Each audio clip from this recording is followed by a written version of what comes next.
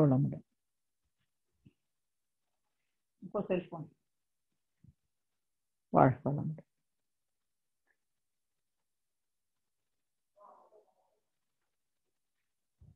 இறையருளும் குருவருளும் இன்று நம்மை வழி நடத்தி தவ ஆற்றலையும் சிந்தனை ஆற்றலையும் நமக்கு அளிப்பார்களாக. குருவே இங்கு சூக்குமமாக எழுந்தருளி நமது அனைவருக்கும் நவகிரக தவ ஆற்றலையும் நவகிரக ஆற்றலின் தன்மையையும் நவகிரகங்களில் இருக்கும் அனைத்து ரகசியங்களையும் நமக்கு அளிப்பார்களாக. வாழ்க வளமுடன், வாழ்க வளம். இந்த தவம் பொதுவாக பஞ்சபூத நவகிரக தவம் என்பது மிக முக்கியமான தவமாக சாமிஜி அவர்கள் தினமும் இந்த தவத்தை இயற்றணும் அப்படின்னு சொல்லியிருக்காங்க. ஏனென்றால் நமது கருமையும் எந்த நேரத்திலும் எந்த சூழ்நிலையிலும் நம்மிடம் இருந்தோ அல்லது பிறராலோ, இரண்டு வகையிலும் நம்மிடம் இருந்தோ அல்லது பிறராலோ, பிறரால் என்றால் ஒன்று கர்மா அல்லது பிறர் மன தூண்டுதல், இந்த இரண்டு வகைகளில் நமது கருமையும் எழுச்சி பெறுவதற்கும் நமது கருமையத்தை தூண்டி விடுவதற்கும் பல நிகழ்ச்சிகள் பல நிகழ்வுகள் நமது வாழ்க்கையில் அனுஷனமும், அனுஷனம்னா ஒவ்வொரு வினாடியும் எடுத்துக்கலாம், ஒவ்வொரு வினாடியும் இந்த கருமையத்தில் இருக்கும் தன்மைகள் எழுச்சி பெறுவதற்கு வினாடிக்கு வினாடி வினாடிக்கு வினாடி வாய்ப்பு இருக்கிறது. நல்லா புரிந்து கொள்ளுங்க, வாய்ப்பு. அது யாருக்கு வாய்ப்பு கொடுக்கிறோம்னா கருமையத்திற்கு நாம் வாய்ப்பு கொடுக்கிறோம். வினாடிக்கு வினாடி க்ஷணத்துக்கு க்ஷணம் கருமையத்தில் இருக்கும் பதிவுகளுக்கு ஏற்ப நமது பதிவுகள் எழுச்சி பெறுவதற்கு ஒன்று நான் என்னுடைய சூழ்நிலைக்கு அடிமையாயிடுறேன், அப்படி இல்லை அப்படின்னா மற்றவர்கள் என்னுடைய பதிவுக்கு ஏற்ற மாதிரி அவர்கள் ரியாக்ஷன் கொடுக்கிறப்ப அந்த தூண்டுதலுக்கு நான் உள்ளாகிறேன். ரெண்டு தான், ஒண்ணு நான் என்னுடைய மனதுக்கு அடிமையாகிறேன் அல்லது பிறருடைய மனதுக்கு அடிமையாகிறேன். அடிமைனா என்னங்க? எஸ் அப்படிங்கிறது. பிறர் என்னை தூண்டி விட்டால் நான் உடனே என்ன பண்ணிடுறேங்க? எஸ். நீ என்ன கோபத்தை தூண்டுறியா? ஓகே, நான் கோபப்படுறேன். நீ எனக்கு பேராசையை தூண்டி விடுறியா? ஓகே, நான் பேராசைப்படுறேன். நீ என்கிட்ட வஞ்சக குணத்தை தூண்டி விடுறியா? சரி, நான் வஞ்சகத்தை வளர்த்துக்கிறேன் அப்படின்னு அடுத்தவர்களுடைய தீய எண்ணங்களுக்கு ஏற்ப என்னுடைய எண்ணத்தை நான் மாற்றிக்கொள்கிறேன். அனுஷனமும் எதற்கேற்ப? கருமையத்தில் இருக்கும் பதிவுகளுக்கு ஏற்ப. அல்லது என்னுடைய மனதிலேயே எழும் எண்ணங்கள், அதற்கு ஏற்ப என்னுடைய மனதிற்கு நான் என்ன பண்றேன்? எஸ்ன்னு சொல்றேன், இல்லைன்னா நோன்னு சொல்றேன். பிறர் என்னை தூண்டினாலும் அதில் நல்லது இருக்குதா கெட்டது இருக்கான்னு பார்த்து அதற்கு உரிய செயலை செய்வதுதான் விழிப்பு நிலை. அந்த தன்மைக்கு பேரு தான் ஆறாம் நிலை, ஆறாம் நிலை அறிவு. அந்த நிலையானது நம்ம எப்பொழுது வேணாலும் தவற விட்டுருவோம். அது மகான்களுக்கு தெரியும். ஏன்னா கருமைய பதிவுகள் அழுத்தம் கூட கூட கூட நமக்கும் என்ன ஆகுதுங்க? அந்த அழுத்தத்தின் விளைவு ஒரு தன்மையை கொடுத்து கொண்டே இருக்கிறது. அந்த அழுத்தத்தின் விளைவாக நமக்கு ஒரு தன்மையானது என்னுடைய கருமையத்தில் மலர்ச்சி பெறும் பொழுது அது இன்பமாகவோ துன்பமாகவோ எனக்கு வந்து கொண்டே இருக்கிறது. அப்ப இன்பமாகவோ துன்பமாகவோ எனக்கு ஒரு நிகழ்வு நடந்து கொண்டே இருப்பதற்கு காரணம் என்ன? என்னுடைய செயல்கள் ஏற்கனவே பதிந்தது, பிளஸ் கோள்களினுடைய சஞ்சாரம் அது என்ன பண்ணுதுங்க? எடுத்து கொடுக்குது. டிக் பண்ணி கொடுக்கறது கோள்கள். அது உள்ள இருக்கிறத ஓகே இன்னைக்கு நீ வெளியில வா அப்படின்னு ரைட் அப்படின்னு போட்டு வெளியில கொடுக்கறது கோள்கள், கோள்களின் சஞ்சாரம். அப்ப கோள்களின் சஞ்சாரம் டிக் பண்ணலன்னு வச்சுக்கோங்களேன், உள்ள இருக்கிற பேப்பர் அப்படியே தான் இருக்கும், மதிப்பீட்டுக்கு போகவே போகாது. நம்மளுடைய ஆன்சர் பேப்பர் அப்படியே இருக்கும். ஒரு டீச்சர் டிக் பண்ணி மார்க் போட்டாதான் எனக்கு என்ன தன்மை, என்னுடைய மார்க் என்ன, என்னுடைய குவாலிட்டி என்ன, என்னுடைய குவான்டிட்டி என்னன்னு அந்த மார்க்கை வச்சு நீங்க சொல்லலாம். 100க்கு 50 மார்க், 100க்கு 60 மார்க். ஒரு டீச்சரும் இல்ல, டிக் பண்றதுக்கு ஆளும் இல்ல, கணக்கு போட எதுவுமே இல்லைன்னா என்னுடைய ஆன்சர் ஷீட் அங்க இருக்கும்.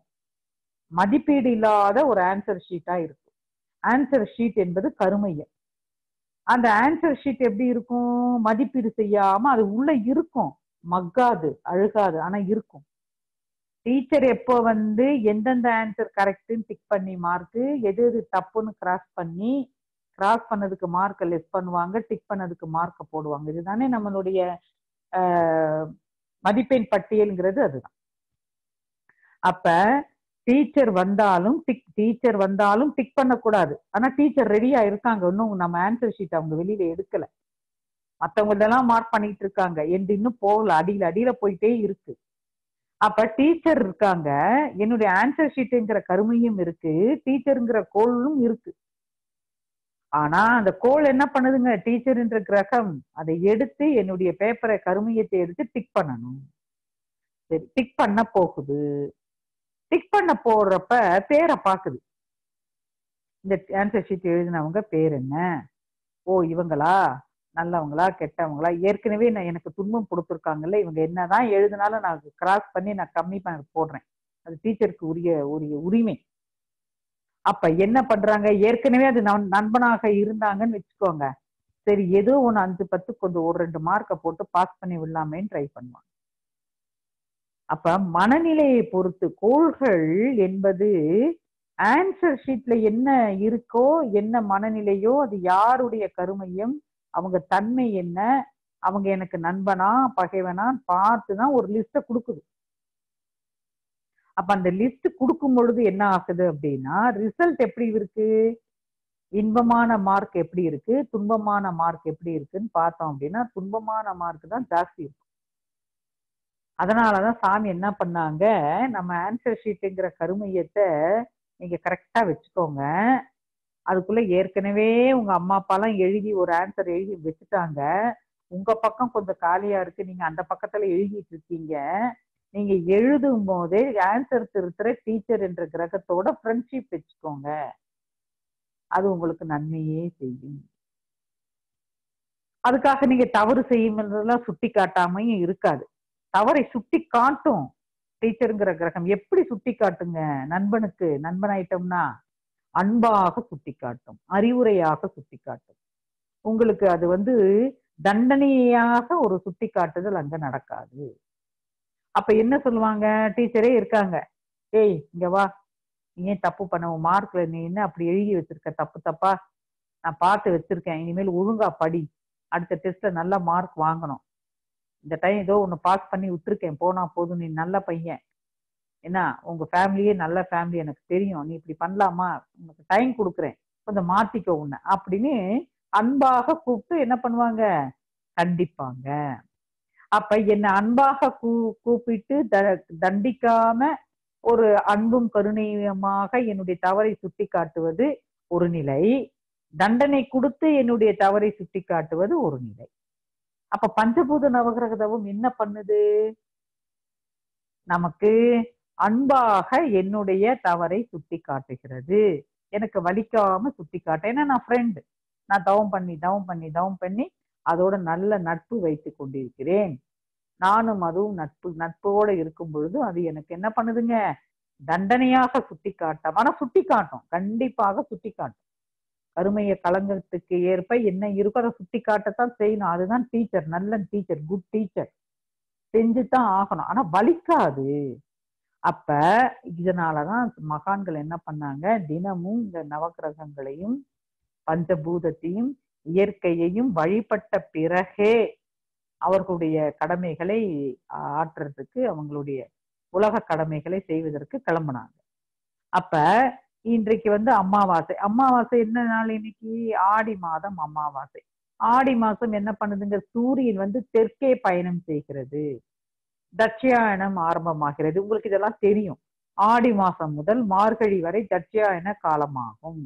அப்ப என்ன பண்றாங்க, காவல் தெய்வமாக இருக்கிற மாரியம்மன், மதுரை வீரன், மாடசாமி, ஐயனாரப்பன், கற்பனசாமி போன்ற கிராம தேவதைகளுக்கெல்லாம் பூஜைகள் விழாக்கள் நடைபெறும். ஆடி தபசுன்னு ஒரு நாள் இருக்கு. ஆடி மாசம் வந்து புது நீர் வீட்டுக்கு வர்றது ஆடி பெருக்குன்னு கொண்டாடுறாங்க. மறைந்த முன்னோர்களுக்கு பிதுர் கடமைகளை வந்து செய்யறாங்க. பித்திருக்கள் இதுனாலே என்னங்க சஞ்சித கர்மா தான். இன்னைக்கு ஆக்சுவலா அமாவாசைனாலே சஞ்சித கர்மாவை கழிக்கும் நாள் தான். ஆடி பௌர்ணமி அன்னைக்குதான் பக்தி மார்க்கத்துல ஹயக்ரீவருடைய அவதாரம் நிகழ்ந்ததாக சொல்றாங்க. அதனால ஆடி பௌர்ணமி அன்னைக்கு வைணவ ஸ்தலங்கள்ல சிறப்பு வழிபாடெல்லாம் நடைபெறுது. ஆடி மாசம் வளர்பிறை தசமியில தேவதா விரதம் இருக்கணும்னு சில தேவதைகளுக்காக சில பக்தி மார்க்கத்துல சில விஷயங்களை பண்றாங்க. வளர்பிறை ஏகாதசியில இருந்து கார்த்திகை மாசம் வளர்பிறை ஏகாதசி வரை உபவாசம் இருக்காங்க சில குடும்பத்துல, ஏன்னா அமைதி வருவதற்காக. இதெல்லாம் பக்தி மார்க்கத்தில் வருடத்திற்கு வர ஒரு ஆடி மாத அமாவாசைக்கு கொடுக்கிற விழாக்கள். ஆடி செவ்வாயில வந்து எலுமிச்சப்பழம் விளக்கு போடுங்கன்றாங்க. துவாதேசி நாட்கள்ல இருந்து பெண்கள் துளசி பூஜை செய்ய சொல்றாங்க. செவ்வாய் வெள்ளிக்கிழமைகளை காமாட்சியை வணங்குங்கன்னு சொல்றாங்க. ஆடி மாதம் முழுவதும் மீனாட்சியை கும்பிடுங்கன்னு சொல்றாங்க. ஆடி மாதம் முழுவதும் முத்துமாரியம்மனை கும்பிட சொல்றாங்க. மகாவிஷ்ணுவை நினைக்க சொல்றாங்க. பௌர்ணமியில அன்னதானம் செய்ய சொல்றாங்க. பார்வதி தேவியை நினைக்க சொல்றாங்க. கஜேந்திரன் என்ற யானையை முதலை கவ்விய போது யானை வந்து ஆதி மூலமே என்று கதறிச்சான். அப்பதான் திருமால் வந்து சக்கராயுதத்தை எடுத்து யானையை காப்பாற்றினாராம். இதை நினைவுபடுத்தும் வகையில் ஆடி மாதம் எல்லா திருமால் தலங்களிலும் கஜேந்திர மோட்ச வைபவம் நடத்தப்படுகிறது. ஏகாதேசி துவாதேசி நாட்களில் ஆடி மாசத்துல அரச மரத்தை சுற்றி வந்தால் வாழ்வில் மகிழ்ச்சி உண்டாகும். வெள்ளிக்கிழமை மகாலட்சுமியை கும்பிடுங்க. இப்படியெல்லாம் சொல்றாங்க. வீட்டுக்கு இந்த நாட்கள்ல அமாவாசை ஆடி மாதம் முழுவதுமே சிறு பெண் குழந்தைகள் வந்தாங்கன்னா அவர்களை வந்து திட்டாம, அடுத்த வீட்டு குழந்தைகளாக இருந்தாலும் அவர்களுக்கு ஏதோ ஒரு ஸ்வீட் கொடுத்து அனுப்புங்க. அது குழந்தைகளை மகிழ்விக்க பொம்மையோ ஏதோ ஒண்ணு கொடுத்து அனுப்புங்க. அது அம்மனாக பாவிங்கன்றாங்க. ஆடிப்பூரம் ஆண்டாளுக்கு ஸ்ரீவில்லிபுத்தூர்ல விழா நடத்துறாங்க. இந்த மாதிரி எல்லாம் நிறைய விஷயங்கள் சொல்றாங்க. ஏன் அப்படின்னா சில கோயில்ல பாருங்க திரட்டுப்பால் அபிஷேகம் செய்வாங்க சிவபெருமானுக்கு. கருப்பு பட்டாடை மணிமாலை போடுறாங்க. கருவு மொத்தம் பூமாலை அணிவிக்கிறாங்க. மூங்கில் அரிசி பாயாசம் வைக்கிறாங்க. இதெல்லாம் எதுக்குன்னா நம்மளுடைய கருமையத்தில் இருக்கும் துன்பங்கள் நமக்கு விலகுவதற்காக. ஒவ்வொரு பக்தி மார்க்க வழிபாடுலையும் ஒவ்வொரு கிரகத்தை ஆகவாகனம் பண்ணி அதுக்கு ஏற்ற மாதிரி பூஜைகள் செய்யும் பொழுது அதை பார்ப்பவர்கள் அங்கு கலந்து கொள்றவர்களுக்கு அவர்களை அறியாமலேயே மனமானது அந்த கிரகத்துக்குள்ள ஐக்கியமாகுது. இதனாலதான் சாமி வந்து கிரகத்தவத்தை நீங்க பக்தி மார்க்கம்ன்றது போனா அங்க நிறைய கூட்டம் சேரும், மனம் சிதறுவதற்கு வாய்ப்பு இருக்கு, மனம் ஒருநிலைப்படாது. வீட்டிலேயே உட்கார்ந்து நீங்க தியானம் செய்வீர்கள் என்றால்னா அனைத்து விதமான பலன்களும் பிரபஞ்சத்திலிருந்து கிடைக்கும்னு நமக்கு சாமி அவர்கள் இந்த பயிற்சிய எளிமையான தவ பயிற்சியாக நமக்கு இந்த பஞ்சபூத நவகிரக தவம் கொடுக்குறாங்க. அப்ப தட்சாயன காலம் அப்படின்றாங்க, உத்தரயானம் முடியுதுன்றாங்க. இப்போ ஆடி மாதம் என்பது காற்று காலம், மழை காலம் எல்லாம் சேர்ந்து இணைந்து ஒரு பருவ காலமே மாறுவதால் இப்ப என்ன சொல்றாங்கன்னா இந்த தட்சயான காலத்தில் தான் முக்தி நிலையை நோக்கிய பயணம் ஆரம்பிக்கிறது. என்ன என்ன அப்படின்னா அது ஒரு பெரிய கதை, அது அப்புறம் பார்த்துக்கலாம். இப்ப தவம் பண்றதுக்கு டைம் ஆயிடும்.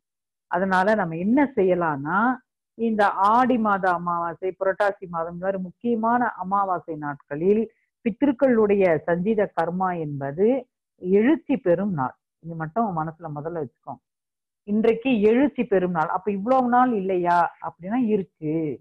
இன்றைய நாளில் வந்து பூமி, உங்களுக்கு தெரியும் என்ன நடக்குது அமாவாசையில, பூமி சூரியன் சந்திரன்லாம் எப்படி நேர்கோட்டுல வரும் பொழுது புவியீர்ப்பு சக்தி ஆனது என்ன ஆகுது, உங்களுக்கு புவியீர்ப்பு சக்தியினுடைய வீரியம் எப்படி இருக்கு. கொஸ்டின்ஸ் போடுறோம்.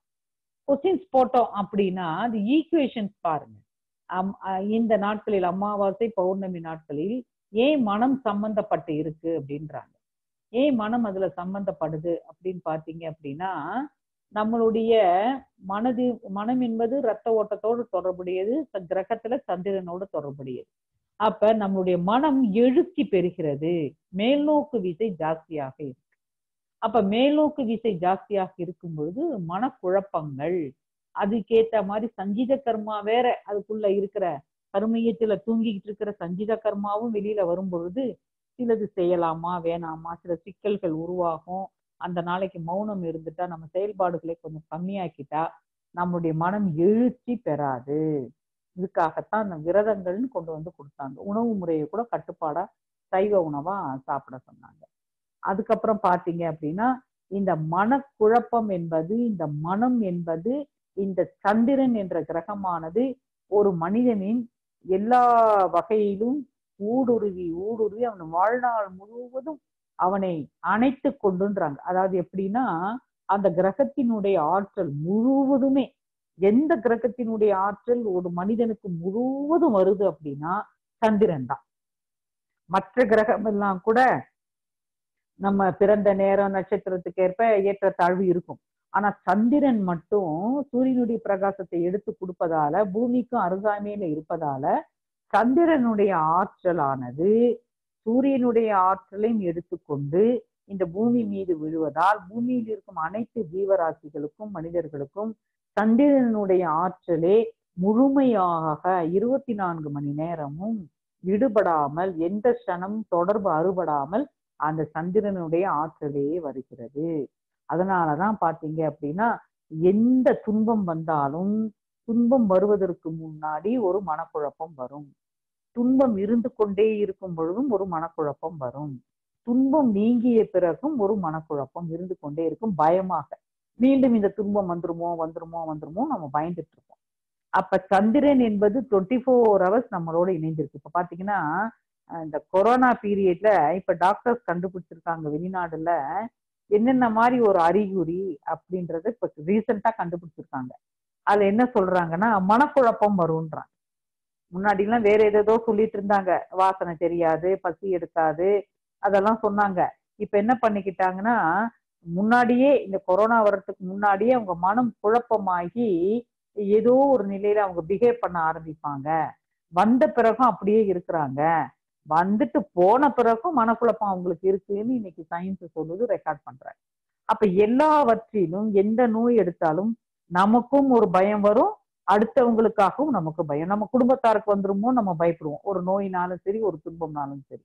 அப்ப அந்த பயம் என்பது, மனக்குழப்பம் என்பது, மனசுக்கு ஒரு அதிர்வு என்பது, ஒரு மனப்பதட்டம் என்பது மனம் சம்பந்தமானது, சந்திரனுடைய அம்சமாக இருப்பதால், இதை சந்திர கிரகம் என்பது பெண்களை சார்ந்து இருப்பதால், ஒரு குடும்பத்தில் நிறைய குழப்பம் வருவதற்கு பெண்களே மூல காரணமாக அவர்களுடைய மனதுதான் இருக்கிறது என்பதால், சாமி பெண்மையின் பெருமையை உணருங்கள், பெண்களுக்கு மதிப்பளியுங்கள், அவர்களுடைய மனம் குழப்பம் அடைந்தால், அந்த குடும்பத்தில் ஒரு குழப்பம் வந்ததுனால் அதுவே ஒரு சாப அலையாக அங்கே மாறிவிடும் சொல்லிட்டு, பெண்கள் சந்திரனோடு இணைந்து இருப்பதால், கிரகத்தினுடைய அம்சமாக இருப்பதால், இந்த தவத்தை பெண்கள் கண்டிப்பாக செய்ய வேண்டும். அதுவும் குடும்பத்தில் வாழ்ந்து கொண்டிருக்கும் பெண்கள் கண்டிப்பாக இதை செய்து இந்த மனக்குழப்பத்தை போக்கிக் கொள்ள வேண்டும் சொன்னாங்க. அப்பொழுது சந்திரன் என்ற கிரகமே நமதுள் எப்பொழுதும் எந்நேரமும் எல்லா ஜீவராசிகளிடமும் இணைந்து கொண்டே இருக்கிறது. இப்ப கூட பாருங்களேன், ஒரு நாய் கடிச்சிருச்சுன்னா அவங்களுக்கு உடல் நல்லா இருக்கு, உடல்ல எந்த நோயும் வராது, ஆனா மனம் குழப்பிடும், மனம் பைத்தியம் ஆயிடுவாங்க. ஆக என்ன பண்ணுவாங்க, அதனுடைய சிம்டம்ஸாவே மாறிடுவாங்க. அப்ப மனநோய் என்பது மிக மிக முக்கியம். இந்த மனநோயெல்லாம் எழுச்சி பெறாமல் இருப்பதற்கு மிக முக்கிய தவம் கர்மா என்பது 2ஆம் நிலை. கர்மா கழியுன்றது 2ஆம் நிலை. ஆனால் மனம் குழப்பம் வராமல், பதட்டம் வராமல், பயம் வராமல் இந்த தவத்தை செய்யும் பொழுது இதனுடைய பலன் என்ன கொடுக்கும் அப்படின்னா, யார் நம்மை தூண்டி விட்டாலும், நமக்கே குழப்பங்கள் வந்தாலும் நாமே அதை சரி செய்து கொள்ளும் ஒரு 6ஆம் அறிவின் தெளிவு நிலை இந்த பஞ்சபூத நவகிரக தவத்தில் வரும். அதனாலதான் சாமி தினமும் இந்த செய்யுங்கன்னு சொல்றாங்க. சரிங்களா? நம்ம எப்படி செய்கிறோம் அப்படின்னு பார்த்தோம் அப்படின்னா, ஃபர்ஸ்ட் நிலம் என்பது சொல்றோம்.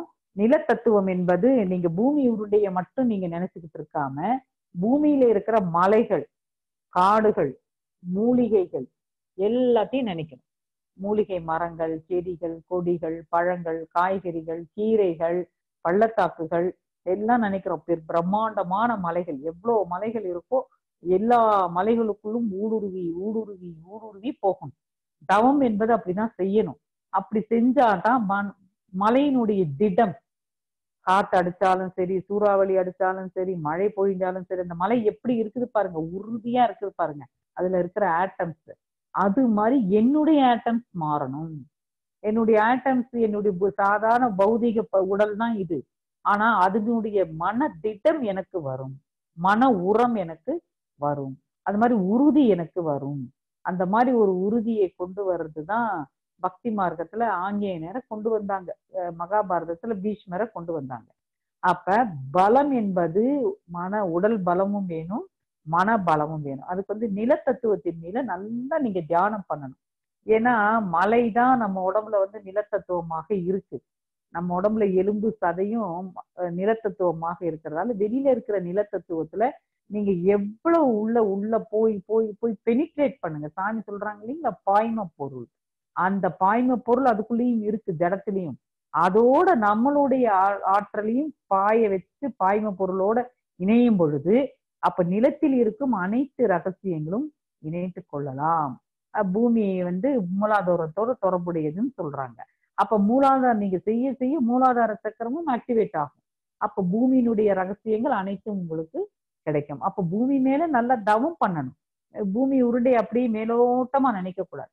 நல்லா ஆழ்ந்து இந்த பூமியில என்னென்ன வளங்கள் இருக்கோ, பூமிக்குள்ள என்னென்ன வளங்கள் இருக்கு, பூமிக்குள்ள என்னென்ன இருக்குங்க, அனைத்து ரத்தினங்களும் பூமிக்குள்ளதான் இருக்கு. தங்கம் பூமிக்குள்ளதான் இருக்கு, நிலக்கரி அங்கதான் இருக்கு, வைரம் அங்கதான் இருக்கு, வைடூரியம் அங்கதான் இருக்கு, ரத்தினங்கள் அங்கதான் இருக்கு, வெப்பம் அங்கதான் இருக்கு, எல்லாமே பூமிக்குள்ளதான் இருக்கு. அப்ப பூமி மேலேயே நல்லா தவம் பண்ணுங்க, பூமிக்கு உள்ளேயும் ஊடுருவி போய் நல்லா தவம் பண்ணீங்கன்னா இந்த பூமி மேல தவம் பண்றதுக்கே 1 மணி நேரம் ஆகும். அப்புறம் பாத்தீங்கன்னா நீர் மேல எப்படி தவம் பண்ண போறோம், கடல் மேல தவம் பண்ண போறோம். நீராகவே மாறுறோம், கங்கையாக பிரம்மபுத்திராக. எப்படி அது அலைந்து ஓடுது பாருங்க, வெள்ளமா போகுது, இன்பமா போகுது, ஆனந்தமா போகுது. அதை நினைச்சு நினைச்சு நினைச்சு நீங்களே கடலாக, நதியாக, கிணறாக, குளமாக மாறி மாறி தவம் பண்றப்ப இந்த நாட்டுல வந்து மழையினுடைய அளவு வேண்டிய அளவு, நம்ம வேற மழை வாழ்த்து சொல்றதால வேண்டிய அளவு போய் நாமளே மாறிடணும். நாமே மலை, நாமே மரம், நாமே செடி, நாமே பூக்கள், நாமே பழங்கள், அப்படி மாறி மாறி மாறி இந்த ஆட்டம்ஸை மாத்திக்கிட்டே இருக்கணும் 24 மணி நேரமா. அடுத்து காற்றையும் அதே மாதிரிதான் பூமி மேல் பகுதியில பரவி காற்று மேல நல்லா தியானம் செய்து காற்று மண்டலமாகவே மாறிடணும். அப்ப காற்றுல இருக்கிற வைரஸ் எல்லாம் எங்க போகுங்க, அது நேரா வான்காந்தத்துக்கு போயிடும், சுத்த வெடிக்கு போயிடும், கரைஞ்சிடும், அது முக்திக்கு போயிடும். வைரஸ் எல்லாம் முக்திக்கு போயிடும். நம்ம காற்று மேல நல்லா தவம் செஞ்சு செஞ்சு கிருமிகளுக்கு முக்தி கொடுத்துரும். இதே மாதிரி நெருப்பு வந்து எரிமலையா இருக்கு, பூமி மையத்துல இருந்து எரிமலையா இருக்கு. எரிமலையா இருக்கிற நெருப்பு மேல நீங்க தியானம் செய்றீங்க. நீங்க தியானம் செய்ய செய்ய செய்ய பொங்கி வரும் எரிமலையானது தேவைக்களவு வெப்பத்தை நமக்கு கொடுக்கட்டும்ன்ற போது நீங்க யாக தீய நினைத்து கொள்ளலாம். வீட்டுல தீப சுடர் இருக்கு, அதை நினைச்சுக்கலாம். நீங்க கேஸ் அடுப்பை பத்த வைக்கிறீங்க, அதுவும் நெருப்பு தான். நெருப்பே விதவிதமா நம்ம யூஸ் பண்றோம். திருவண்ணாமலை தீபம், யாகத்தீ, கோயில வளர்க்குற யாகம், இந்த நெருப்பையெல்லாம் நினைச்சு செய்யறப்ப நீங்க எரிமலையோட இதையும் சேர்த்து அப்படி லௌகீக வாழ்க்கையில நெருப்பு என்பது எங்க இருக்கு அப்படின்னு பார்த்தா அதையும் நீங்க மனதுல இணைக்கிறப்ப என்ன ஆகும் அப்படின்னா, அந்த வீட்டுக்குள்ளேயே நீங்க எங்க நினைச்சு தியானம் பண்றீங்களோ அந்த வீட்டுக்குள்ளேயே அந்த வெப்பத்தினுடைய ஆற்றல், நெருப்பினுடைய ஆற்றல், நெருப்பினால் இங்க வெறும் இன்பமே நமக்கு நடக்கும், நல்லதே நடக்கும் ஒரு தன்மையும் அந்த வீட்டுக்குள்ள பரவும். அது மாதிரி எது இயற்கையில இருக்கோ அதை எடுத்து நம்ம செயற்கையா நம்ம எப்படி மாற்றி வீட்டுல வச்சிருக்கோமோ அதையும் இணைச்சு இணைச்சு தவம் பண்ணுங்க. தவம் என்பது இயற்கை பிளஸ் செயற்கை, அப்படி வந்துடணும். அப்படி மனதில் பண்ணும்பொழுது உங்களுக்கு அனைத்து ஆற்றலும் உங்களுக்கு கிடைக்கும். அடுத்த ஆகாயம் உங்களுக்கு தெரியும், விண்வெளி, வான்ல பாக்குறோம், நட்சத்திர கூட்டங்கள் எல்லாத்தையும் பாக்குறீங்க. அடுத்து சூரியனை போறீங்க. சூரியன் என்ற போது சூரியனை அப்படியே ஆவாகனம் பண்ணணும்.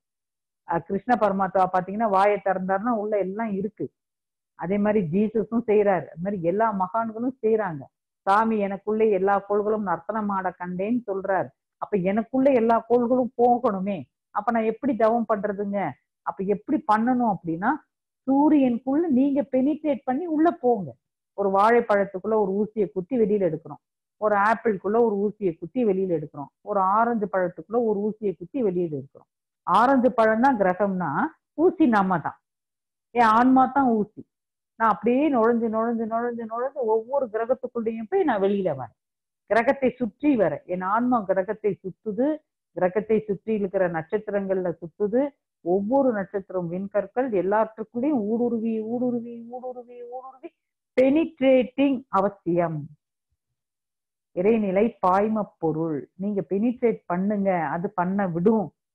ஒரு கிரகத்துக்குள்ள ஊடுருவுங்க, போயிட்டு பயந்துட்டு அங்கேயே நிக்க கூடாது, மனதால பயப்படக்கூடாது, சுற்றி வாங்க, கிரகத்தை சுற்றி வாங்க, சுத்தி வந்து அந்த கிரகத்துக்குள்ள மனதால போங்க, உள்ள போய் வெளியில வாங்க.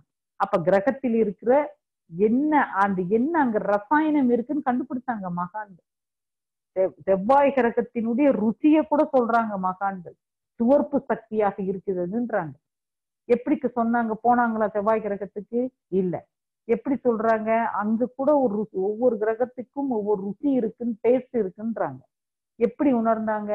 இந்த மாதிரி பெனிட்ரேட் பண்ணும் பொழுது அது எந்த கிரகத்தின் அது என்ன தன்மையாக அங்க இருக்கிறது அப்படிங்கிறத கண்டுபிடிக்கிறாங்க. இந்த மாதிரி ஒவ்வொரு கிரகத்தையும் ஊடுருவி ஊடுருவி செய்யும் பொழுதுதான் நவகிரக தவம் என்பது இதுதான்.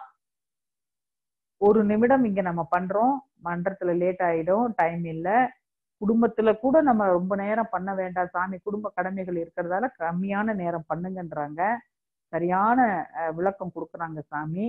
நம்ம பண்றோம், டைம் கிடைக்கிறப்ப குடும்ப கடமையெல்லாம் முடிச்சுட்டு வீட்டுல ஃப்ரீயா இருக்கிற டைம் இந்த தவத்தை எவ்வளவுக்கு எவ்வளவு அதிக நேரம் எடுத்து செய்ய முடியுமோ அந்த மாதிரி செய்யும் பொழுது, செஞ்சுட்டு உடனே சாந்தி தவம் பண்ணிட்டு அன்றைக்கு முழுவதும் கடமைகளை செய்யும் பொழுது நாள் என்ன செய்யும், கோள் என்ன செய்யும்.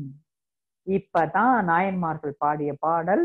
அப்பதான் கர்மாவை என்ன பண்ணுங்க, பிளஸ் நம்மளுடைய தற்சோதனையும் சேர்த்து செய்யறப்ப நமக்கு வேற துன்பங்கள் தலைக்கு வர்றது, தலைப்பாகையோட போவதை உணரலாம். வாழ்க வளமுடன். தவம் செய்யலாமா? எல்லாம் நேரம் நிமிர்ந்து உட்கார்ந்துக்கங்க. வாழ்க வளமுடன். பிராணாயாமம் பண்ணிக்கங்க.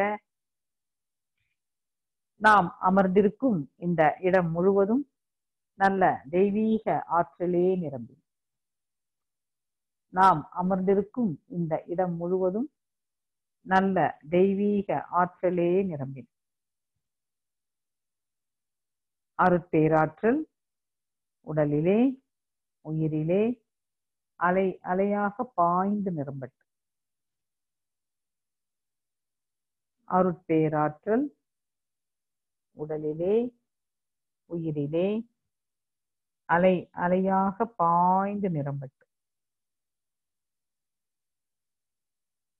அருட்பேராற்றல் உடலிலே உயிரிலே அலை அலையாக பாய்ந்து நிரம்பட்டு,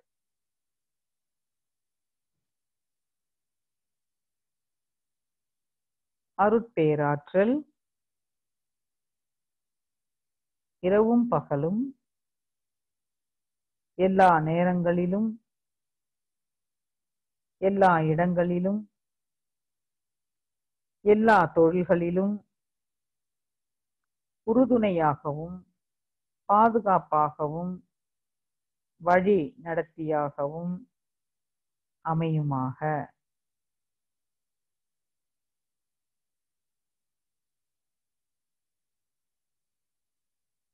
அருட்காப்பு போடும் பொழுது உங்களை சுற்றி போட்டுக்கோங்க, உங்க வீட்டை சுற்றி போட்டுக்கோங்க, குடும்ப அன்பர்களுக்கும் போடலாம். நீங்க செய்யற தொழில், எல்லா நேரங்கள், எல்லா இடங்கள், எல்லாத்துக்குமே நீங்க சொல்லிக்கலாம். மனச கண்ணை மூடி ஒரு நிமிடம் நீங்க எல்லா இடத்துக்கும் போயிட்டு வந்து காப்பு போடலாம். அருட்பேராற்றல் இரவும் பகலும் எல்லா நேரங்களிலும் எல்லா இடங்களிலும் எல்லா தொழில்களிலும் உறுதுணையாகவும் பாதுகாப்பாகவும் வழி நடத்தியாகவும் அமையுமாக.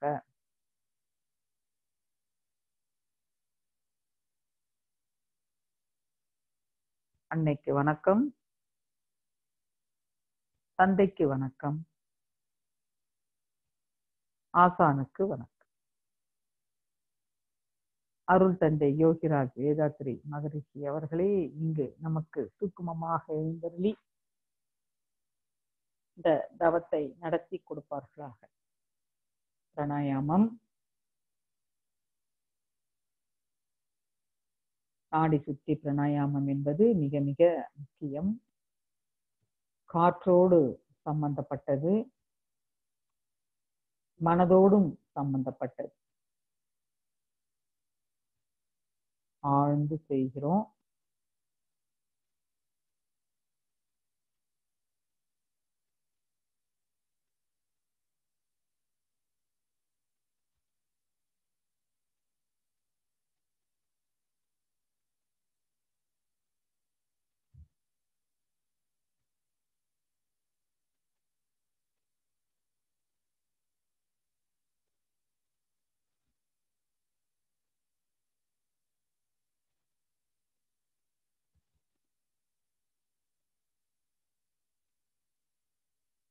தண்டுவட சுத்தி,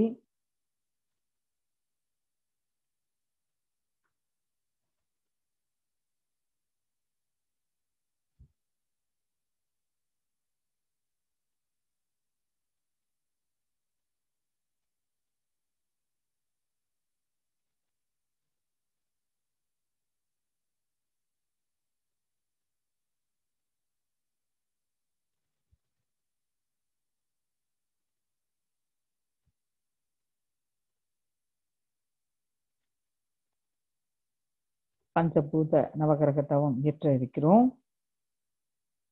பஞ்சபூதங்களின் பிருத்திவி, அப்பு, தேயு, வாயு, ஆகாஷ் என்று சொல்லப்படுகின்ற நிலம், நீர், நெருப்பு, காற்று, விண் என்ற தத்துவங்களில் 5வது தத்துவமாகிய மண் என்ற நிலம் மீது தவத்தை தொடங்குகிறோம்.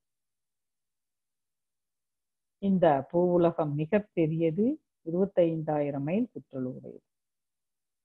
இதன் பெருமை மதிப்பை மனவிரிவு கொண்டு போற்றுகிறோம். ஒன்றி கலந்து உயிர் தொடர்பு கொள்கிறோம்.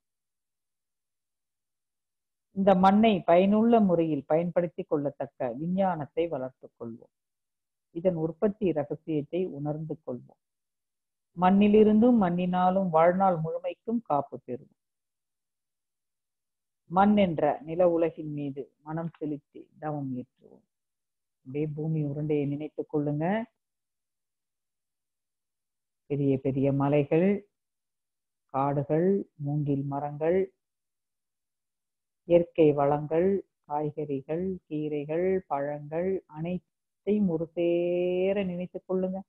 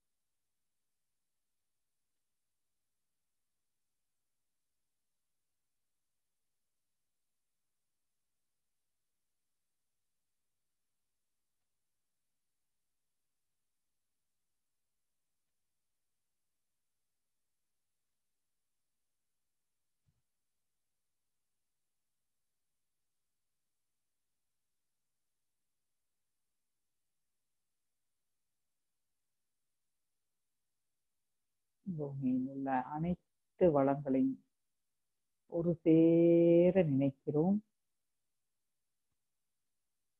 பூமியின் மேல் உள்ள இயற்கையை மனதால் நினைத்து தவம்.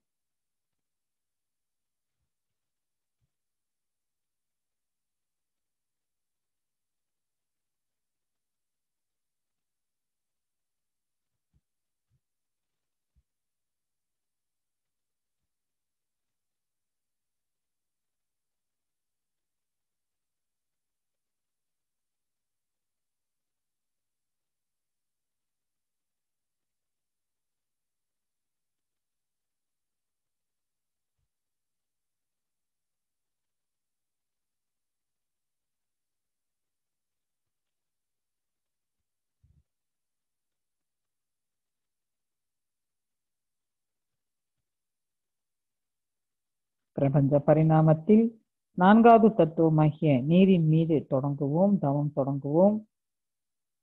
72 பாகம் நீரால் சூழப்பட்டுள்ளது இந்த பூ உலகம்.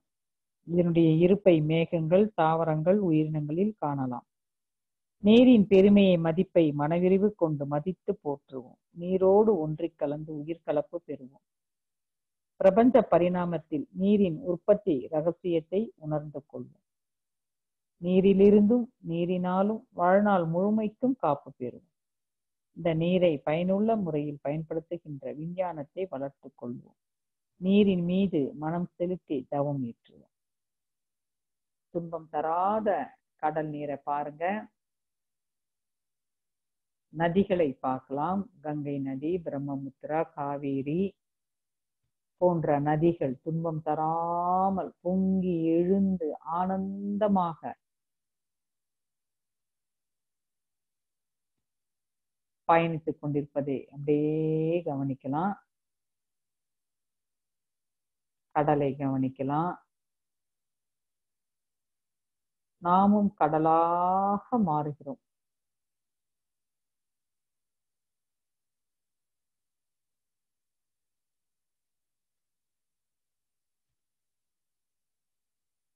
கடலாக மாறுகிறோம்.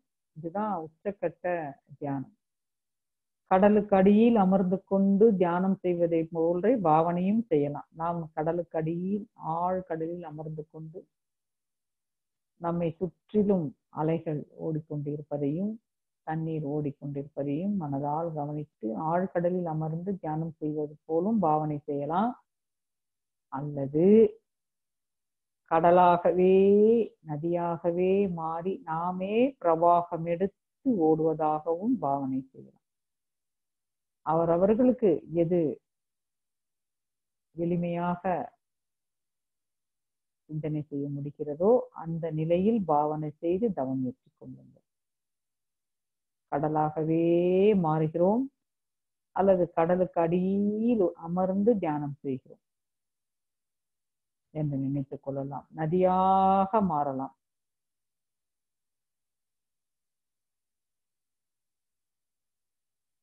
பள்ளத்தாக்குகள், நீர்வீழ்ச்சிகள் அதையெல்லாம் அப்படியே மனசுல பாருங்க.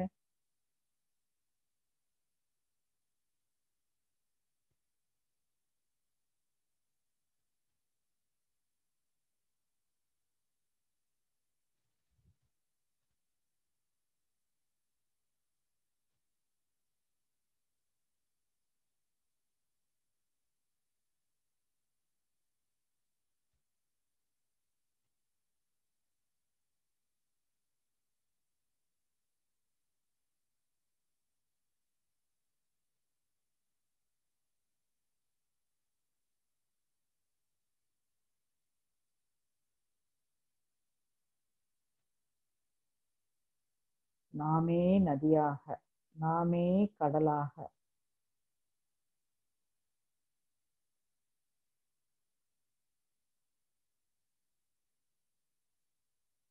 நாமே ஏரியாக, குளமாக மாறுகிறோம்.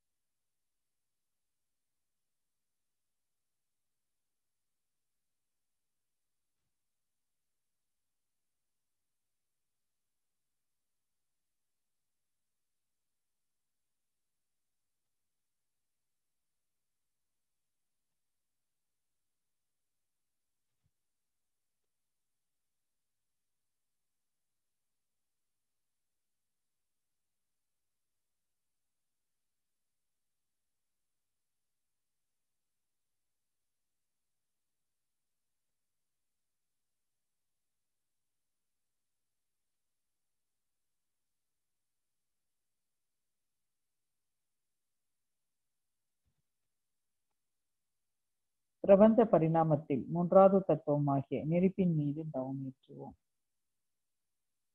பூமி தன்னைத்தானே வேகமாக சுற்றி கொண்டிருக்கிறது. கனத்த அணுக்கள் எல்லாம் நடுமையத்தில் நெருக்கமாக கூடிக்கொண்டிருக்கிறது. அந்த நெருக்கத்தால் அணுசிதைவு ஏற்பட்டு எப்பொழுதும் ஒரு பெரிய நெருப்பு பூமியின் நடுமையத்தில் ஏற்பட்டு கொண்டே இருக்கிறது. அதனுடைய கனல் பூமியின் மேற்பகுதி வரை வந்து அங்கு வாழும் உயிர்களுக்கு ஆக்கமும் ஊக்கமும் அளித்துக் கொண்டே இருக்கிறது. அந்த பெரு நெருப்பையே தவத்திற்கு எடுத்துக்கொள்வோம். நெருப்பின் பெருமை மதிப்பை மனவிரிவு கொண்டு போற்றுவோம். ஒன்றிக் கலந்து உயிர் கலப்பு பெறுவோம். உற்பத்தி ரகசியத்தை உணர்வோம். வாழ்நாள் முழுமைக்கும் காப்பு பெறுவோம். நெருப்பின் மீது மனம் செலுத்தி தவம். பூமியின் மையத்தில் இருந்து கனத்த அணுக்கள் பீரிட்டு கொண்டு பூமியின் மேல் பகுதிக்கு வருகிறது. வரும்பொழுது பூமியை துளைத்துக் கொண்டு மேல் பகுதியில் எரிமலையாக பொங்கி வழிகிறதை உணர்கிறோம். அப்படியே எரிமலையை நினைங்க.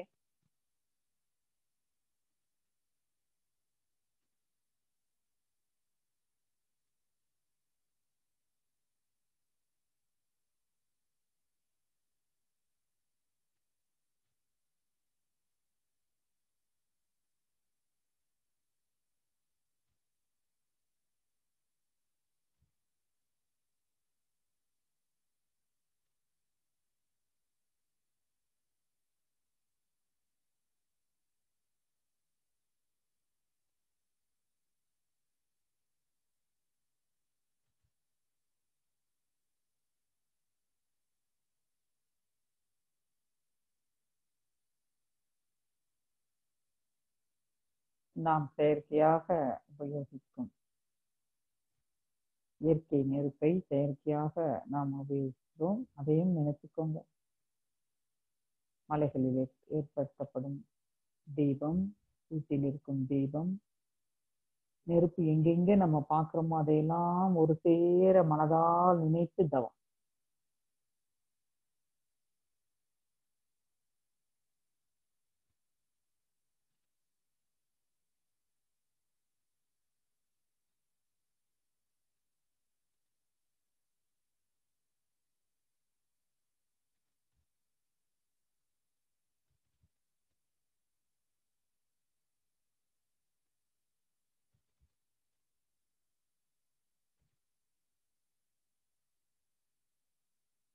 இந்த நெருப்பே நமது உடலில்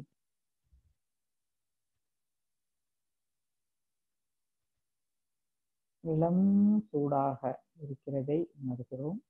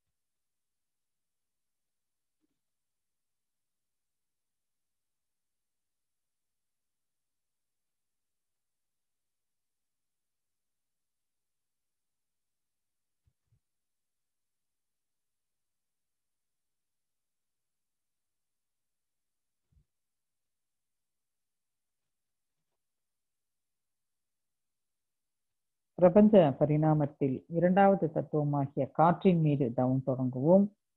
இந்த நில உலகை சுற்றி சுமார் 19 மைல் உயரத்திற்கு அடர்த்தியாகவும் அதற்கு மேல் லேசாகவும் காற்று ஒரு கவசம் போல் சூழ்ந்து இயங்கிக் கொண்டிருக்கிறது. உயிர்களின் வாழ்க்கைக்கு காற்று அவசியம் என்பதை உணர்கிறோம். பெருமையை மதிப்பையும் உணர்கிறோம். உயிர் தொடர்பு கொண்டு தெய்வீக தன்மையை கிரகித்துக் கொள்வோம். காற்றின் உற்பத்தி ரகசியத்தை உணர்ந்து கொள்வோம். காற்றினாலும் காற்றிலிருந்தும் வாழ்நாள் முழுமைக்கும் காப்பு பெறுவோம். காற்றை பயனுள்ள முறையில் பயன்படுத்திக் கொள்ளத்தக்க விஞ்ஞானத்தை வளர்த்துக் கொள்வோம். காற்றின் மீது மனம் செலுத்தி தவம். பூமிக்கு மேற்பகுதியில காற்று 19 மைல் உயரத்திற்கு அடர்த்தியாக இருக்கிறது. அதற்கு மேல் லேசாக ஒரு கவசம் போல் இருக்கிறது. காற்று 2 தன்மைகளில் இருக்கு. ஒன்று அடர்த்தியான காற்று, லேசான காற்று. 19 மைல் நம்ம பூமி மேல இருந்து 19 மைல் உயரத்திற்கு காற்று இயங்கிக் கொண்டிருக்கிறது. ஒரு கவசம் போல் இயங்குது. அப்படியே நீங்க காத்தா மாறுங்க. 19 மைல் உயரத்தில் உள்ள அடர்த்தி காற்று, லேசான காற்று, காற்றாக மாறுகிறோம். பூமிக்கு ஒரு கவசம் போல் பறந்து பறந்து பறந்து திரிந்து திரிந்து திரிந்து பூமி சுத்தவெளியில் எங்கெல்லாம் மிதக்கிறதோ அங்கெல்லாம் இந்த காற்றும் கவசம் போல் மிதந்து கொண்டு செல்வதை உணர்கிறோம். காற்றாக மாறுகிறோம். இனிய தென்றல் காற்று.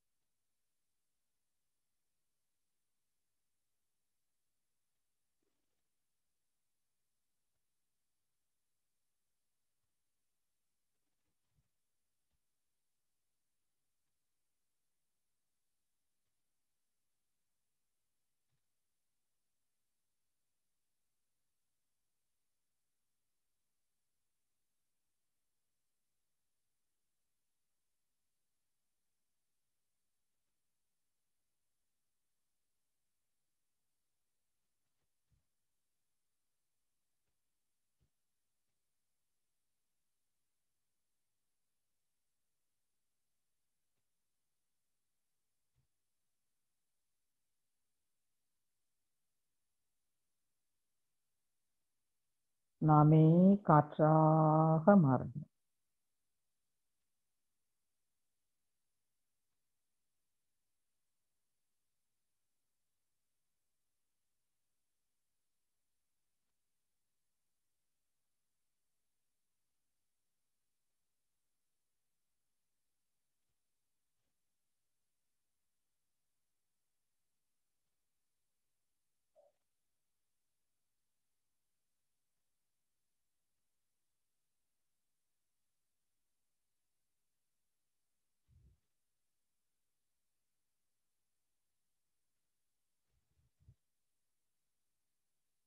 நாமே பாதுகாப்பான காற்றாக மாறுகிறோம்.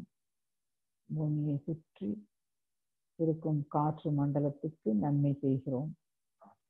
ஓசோன் படலம் தூய்மையாகட்டும் என்ற மனதில் நினைத்துக் கொள்கிறோம். அங்கிருக்கும் தேவையில்லாத நுண்ணுயிர்கள் யாருக்கும் துன்பம் கொடுக்காமல் விலகி செல்லட்டும், காற்று மண்டலத்தில் இருந்து விலகி செல்லட்டும் என்று ஒரு எண்ணத்தை கூட வைத்துக் கொள்ளலாம்.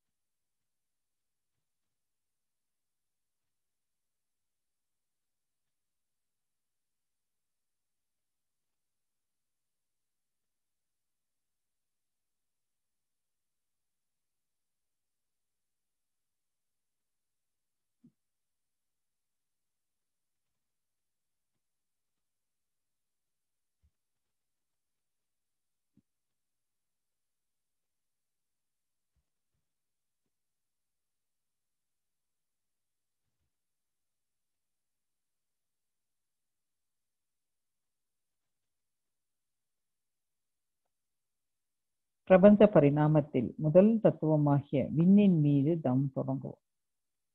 இந்த பிரபஞ்ச தோற்றங்களுக்கெல்லாம் காரணமாகிய நுண்ணிய மூலக்கூறு தான் விண் என்ற உயிராற்றல். நம் உடலில் உயிராற்றலாகவும் பிரபஞ்சம் முழுவதும் ஆற்றல் களமாகவும் எங்கும் நீக்கமர நிறைந்துள்ளது விண். இந்த விண்ணின் சேர்க்கைதான் நிலம், நீர், நெருப்பு, காற்று என்ற மற்ற 4 பௌதிகங்கள். மனவிரிவு கொண்டு விண்ணின் பெருமையும் மதிப்பும் உணர்ந்து போற்றுவோம். ஒன்றை கலத்து சீர்கலப்பு பெறுவோம். விண்ணின் உற்பத்தி ரகசியத்தை உணர்ந்து கொள்வோம். விண்ணிலிருந்தும் விண்ணினாலும் எல்லா நேரங்களிலும் எல்லா இடங்களிலும் எல்லா தொழில்களிலும் காப்பு பெறுவோம். விண்ணை பயனுள்ள முறையில் பயன்படுத்திக் கொள்ளும் விஞ்ஞானத்தை அறிந்து கொள்வோம். விண் மீது மனம் செலுத்தி தவம் ஏற்றுவோம். பிரபஞ்சம் முழுவதும் உள்ள விண் நிறைந்த சக்தி களம் என்ற பேரியக்க மண்டலத்தை நோக்கி தவத்தை ஏற்றுவோம். பேரியக்க மண்டலம்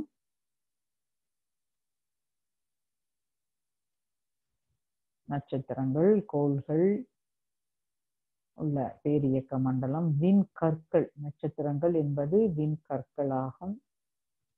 மிதந்து மிதந்து மிதந்து உருண்டு உருண்டு திரண்டு ஓடிக்கொண்டு மிதந்து கொண்டு சென்று கொண்டிருக்கும் நட்சத்திர கூட்டங்களை பார்க்கிறோம். பேரியக்க மண்டலம், பால்வெளி மண்டலம்,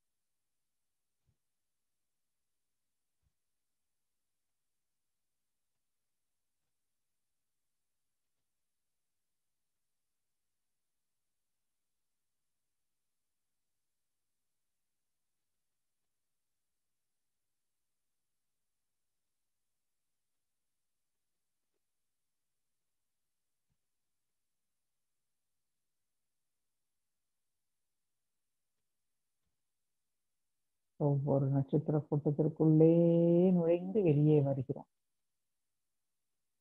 எல்லா விண்கற்களுக்குள்ளேயும் நுழைந்து நுழைந்து நுழைந்து நுழைந்து வெளியில வாங்க.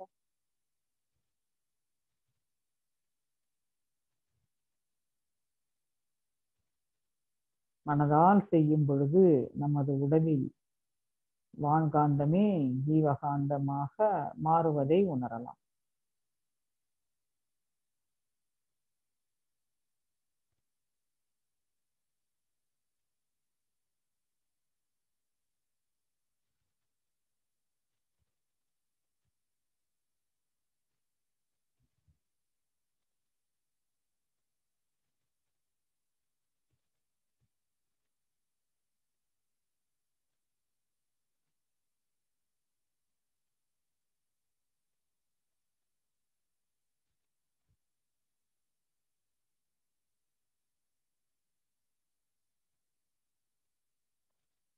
இந்த விண்ணிறைந்த சக்தி களமாகிய பிரபஞ்சத்தில் பல கோடி நட்சத்திர மண்டலங்களை பார்க்கிறோம்.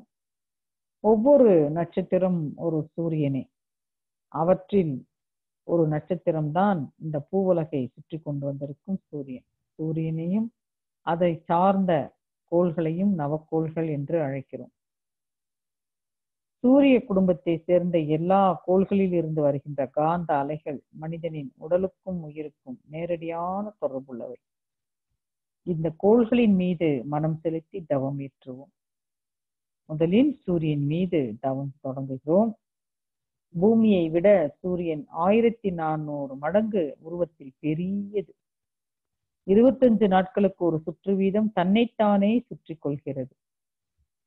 25 நாட்களுக்கு ஒரு சுற்று வீதம் தன்னைத்தானே சுற்றி கொள்கிறது. ஆரஞ்சு நிறமான காந்த அலை கதிர்களை வீசிக் கொண்டிருக்கிறது சூரியன். இது நமது உடலில் உள்ள எலும்போடு தொடர்புடையது. இந்த காந்த அலை கதிர்கள் வாழ்க்கையில் வெற்றி, அறிவு மேன்மை, கல்வி மேன்மை, வாழ்க்கை வளம் அனைத்தும் அளிக்க உள்ளது. இந்த சூரிய காந்த அலை கதிர்களை ஏற்று நம் உடலோடும் உயிரோடும் ஒன்றுபடுத்திக் கொள்வோம். அவை எப்பொழுதும் நமக்கு நன்மையே செய்து கொண்டிருக்கும். சூரியன் மீது மனம் செலுத்தி தவம் ஏற்று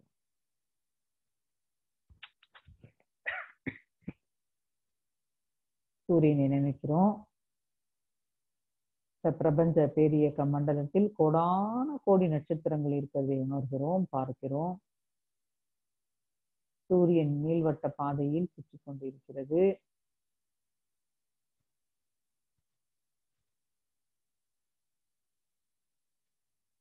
ஆரஞ்ச நிறமானது சூரிய கிரகத்தின்குள்ளே நுழைகிறோம். சூரியனை அறிவால் பார்க்கிறோம். அணு துகள்கள், அணு கூட்டங்கள் ஒன்றிணைந்து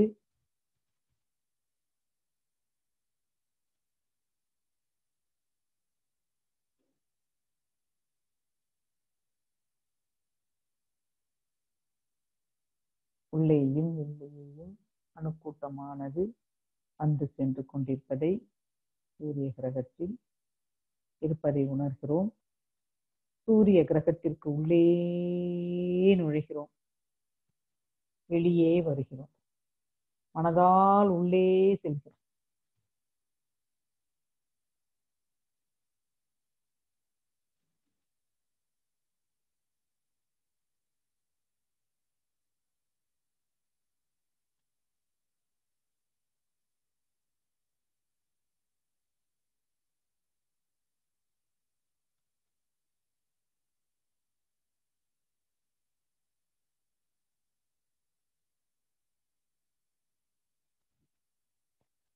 சூரிய மண்டலத்திற்குள்ளே நுழைகிறோம், வெளியே வருகிறோம். ஒரு பழத்திற்குள்ளே ஊசி ஏற்றுவது மாதிரி மனதால் நினைத்துக் கொள்ளுங்க.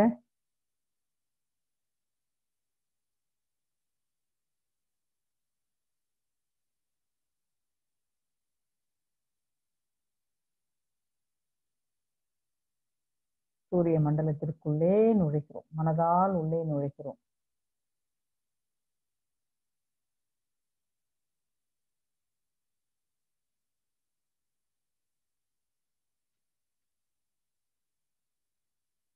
சுற்றியுள்ள நட்சத்திர கூட்டங்களுக்குள்ளும் நுழைகிறோம்.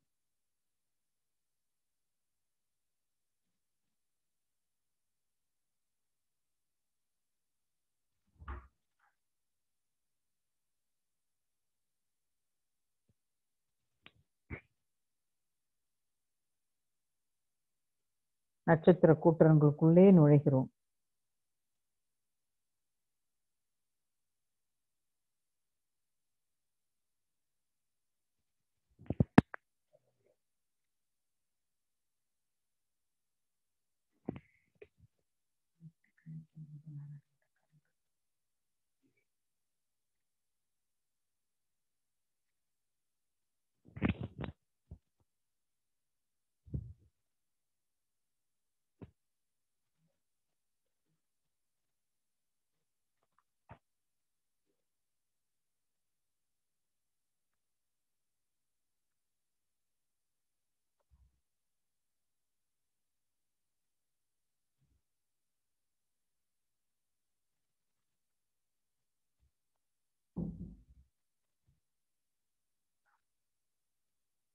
பேரியக்க மண்டலம் முழுவதும்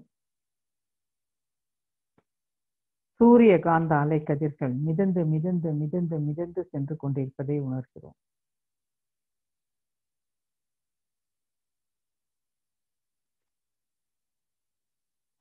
சூரியனாகவே மாறுகிறோம்.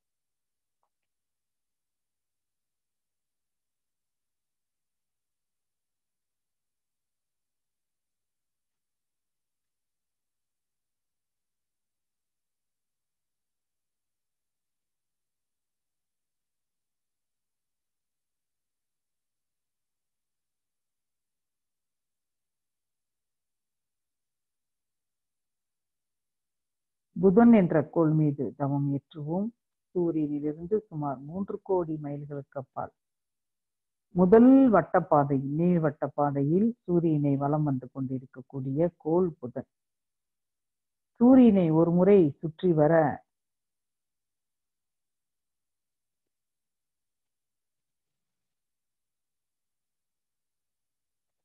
பசுமை நிறமான காந்த அலை கதிர்களை வீசிக்கொண்டுள்ளது. இக்கதிர்கள் நமது உடலில் உள்ள தோலோடு தொடர்புடையது. இக்காந்த அலை கதிர்கள் நமக்கு அறிவு மேன்மை, கல்வி மேன்மை, வாழ்க்கை வளங்கள் அனைத்தும் அளிக்க வல்லது. புதனுடைய இளம் பச்சை நிறமான காந்த நிலை கதிர்களை ஏற்று நம் உடலோடும் உயிரோடும் ஒன்றுபடுத்திக் கொள்வோம். அவை எப்பொழுதும் நமக்கு நன்மையே செய்யுமாக. புதன் என்ற கோள் மீது மனம் செலுத்தி தவம் ஏற்றுவோம்.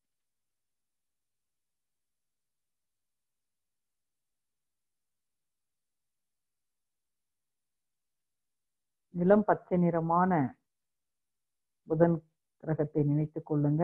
சூரியன் நீள்வட்ட பாதையில இருக்கு. முதல் சுற்றுவட்ட பாதை புதன். அப்படியே மனதுல பாருங்க.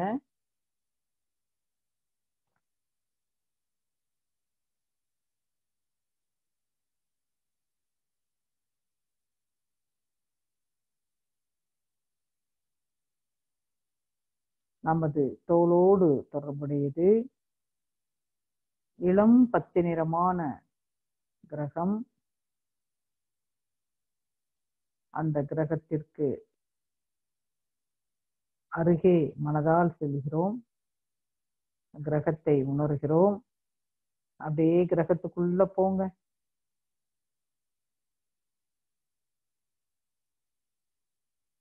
கிரகத்திற்குள்ளே சென்று வெளியே வருகிறோம்.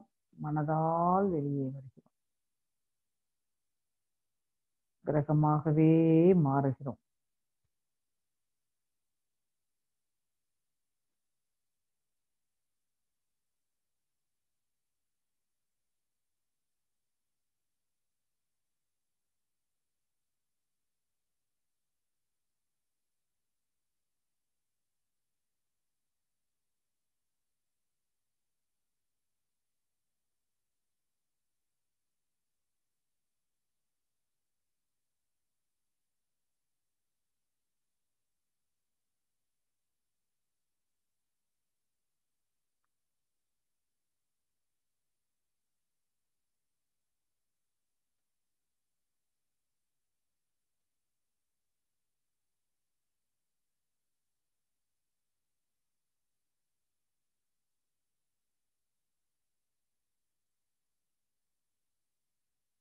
புதன் கிரகத்தை சுற்றி இருக்கிற நட்சத்திரங்களை எல்லாம் பார்க்கிறோம்.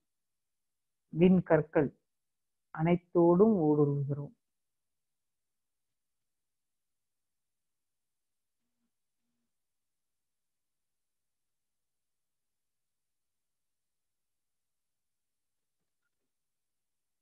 சுக்கிரன் என்ற கோள் மீது தாம் தொடங்குவோம்.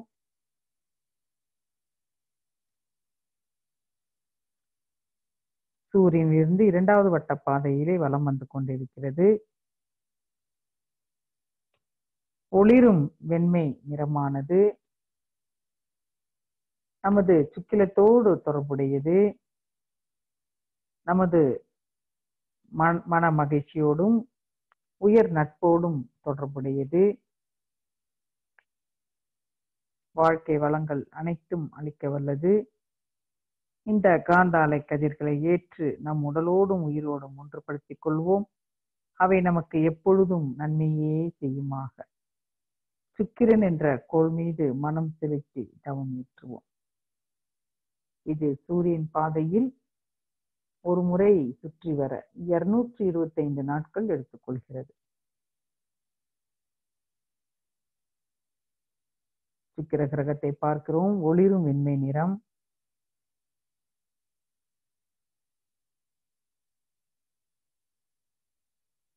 சுக்கிரனோடு ஒன்றி கலந்து உயிர் கலப்பு பெறுவோம்.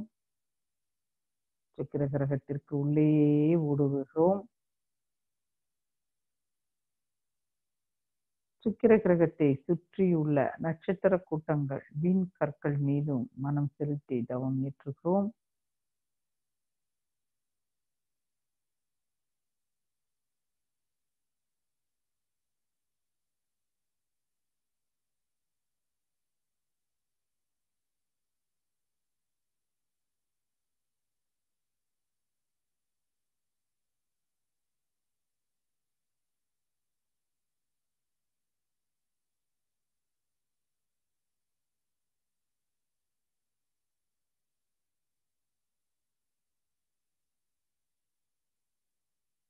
சுக்கிர கிரகத்தில் இருக்கும் ஆற்றல் அனைத்தையும் நாம் ஈர்த்து கொள்கிறோம்.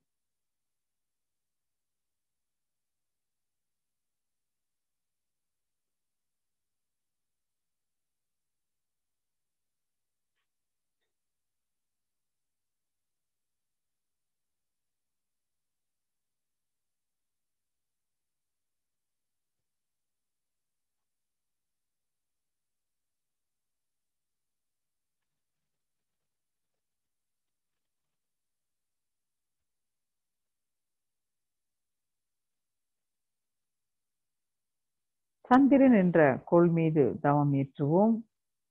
சூரியனிலிருந்து 3வது வட்டப்பாதையில் சூரியனை சுற்றி வந்து கொண்டிருக்கும் இந்த கோள் பூ உலகம். இந்த பூ உலகை வலம் வந்து கொண்டிருக்கும் துணைக்கோள் சந்திரன். இது சுமார் 29 நாட்களுக்கு ஒரு முறை பூமியை சுற்றி வருகிறது. சந்திரன் வெண்மை நிறமான காந்தாலை கதிர்களை வீசிக் கொண்டிருக்கிறது. நமது உடலில் இரத்தத்தோடு தொடர்புடையது. இரத்த ஓட்டத்தை சீரமைப்பது, அறிவு வளம், வாழ்க்கை வளம் ஆகியவற்றை அளிக்க வல்லது. சந்திரனுடைய காந்த அலைக்கதிர்களை ஏற்று நம்மோடு ஒன்றுபடுத்திக் கொள்வோம். அவை எப்பொழுதும் நமக்கு நன்மையே செய்து கொண்டிருக்குமாக. சந்திரன் என்ற கோள் மீது மனம் செலுத்தி தவம் ஏற்றுவோம்.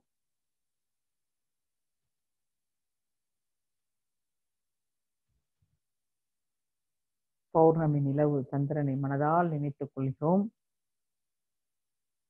சந்திரன் என்பது எப்பொழுதும் ஒரு பாகம் ஒளிரும் தன்மை. சூரியனிடம் இருந்து அது வெளிச்சத்தை வாங்கி, ஆற்றலை வாங்கி அதனுடைய வெளிச்சத்தை திருப்பி கொடுத்து கொண்டிருக்கிறது. மறுபாதி இருட்டாக இருக்கும்.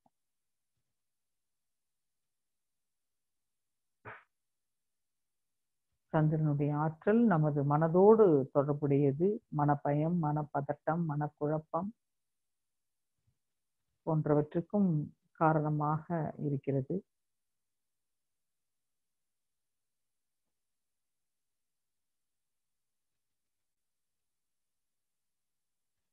சந்திர கிரகத்தை மனதால் சுற்றி வருகிறோம். சந்திர கிரகத்தில் இருக்கும் காந்த ஆற்றலை ஈர்த்து கொள்கிறோம்.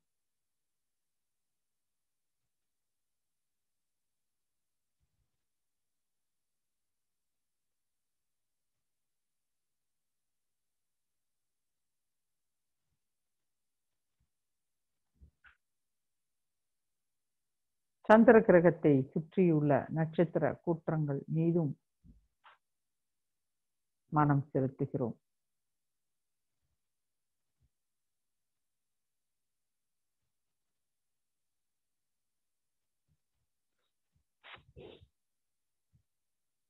அனைத்து நட்சத்திர கூட்டங்களிலும் ஊடுருவுகிறோம். விண்கற்கள் மிதந்து மிதந்து வருவதை உணர்கிறோம்.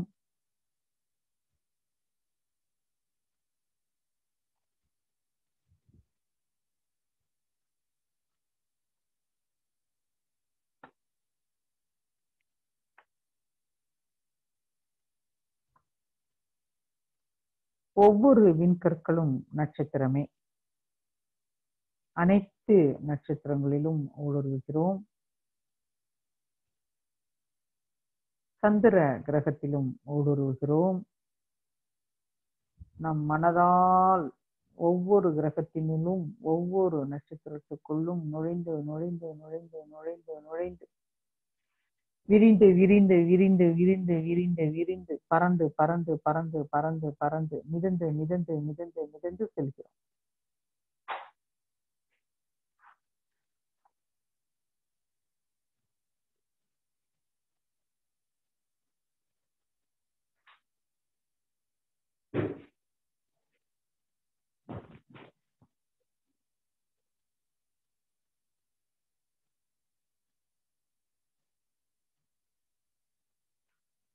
செவ்வாய் என்ற கோள் மீது தவத்தை தொடங்குவோம்.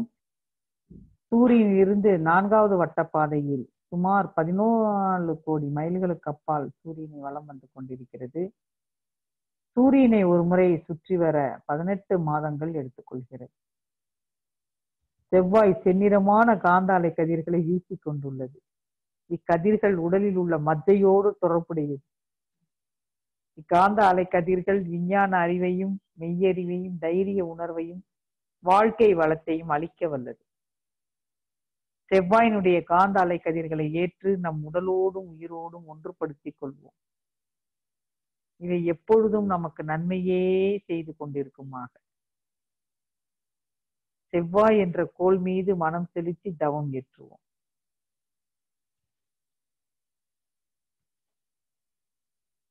இது மஜ்ஜையோடு தொடர்புடையது. தைரியம் என்ற உணர்வை கொடுக்க வல்லது.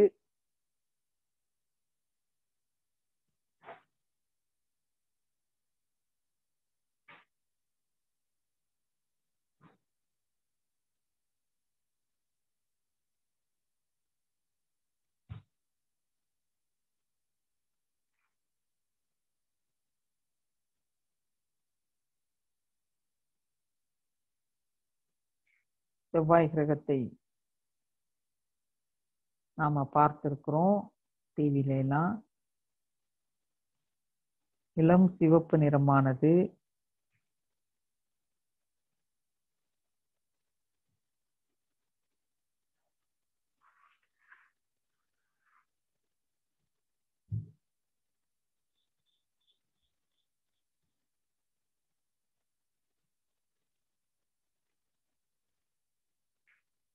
செவ்வாய் கிரகத்திற்குள் ஊடுருவுகிறோம்.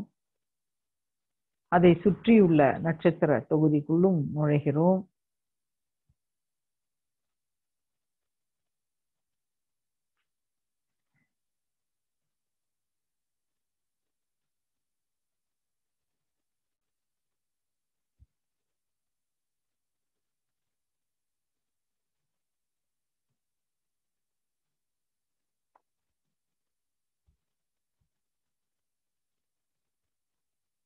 குரு என்ற ஆற்றல் மிக்க கோள் மீது தவம் ஏற்றுவோம்.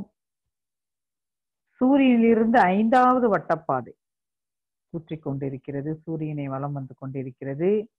இது ஒரு சுற்று முடிக்க 12 ஆண்டுகளை எடுத்துக் கொள்கிறது. பொன்னிறமான காந்த அலை கதிர்களை வீசிக் கொண்டுள்ளது. மூளை செல்களோடு தொடர்புடையது. மெய்யுணர்வு அனைத்து வாழ்க்கை வளம் அளிக்க வல்லது. குருவினுடைய காந்த அலை கதிர்களை ஏற்று நம் உடலோடும் உயிரோடும் ஒன்றுபடுத்திக் கொள்வோம். அவை நமக்கு எப்பொழுதும் நன்மையே செய்து கொண்டிருக்குமாக. குரு என்ற கோள்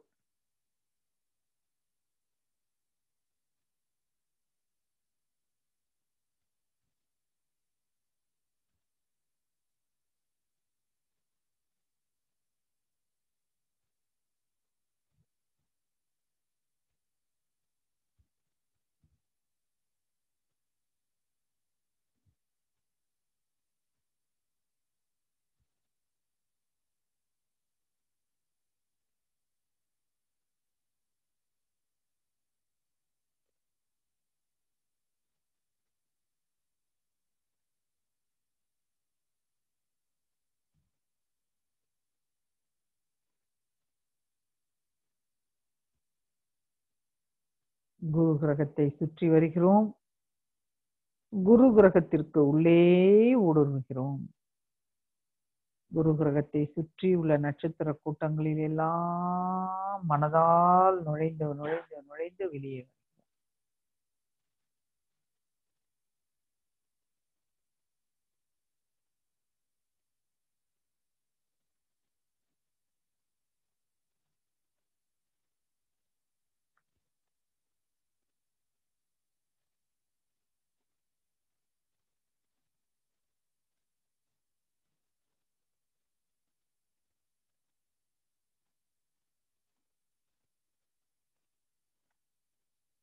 சனி என்ற ஆற்றல் மிக்க கோள் மீது தவம் ஏற்றுகிறோம். இது சூரியன் பாதையில் ஒரு சுற்று வர 30 ஆண்டுகளை எடுத்துக்கொள்கிறது. சாம்பல் நிறமான காந்த அலை கதிர்களை வீசிக் கொண்டுள்ளது. இது நமது உடலில் உள்ள நரம்புகளோடு தொடர்புடையது.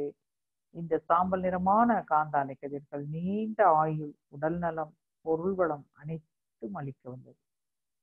சனியினுடைய காந்த அலை கதிர்களை ஏற்று நம் உடலோடும் உயிரோடும் ஒன்றுபடுத்திக் கொள்வோம். அவை எப்பொழுதும் நமக்கு நன்மையே செய்யுமா. சனி என்ற கோள் மீது மனம் செலுத்தி தவம் ஏற்றுவோம்.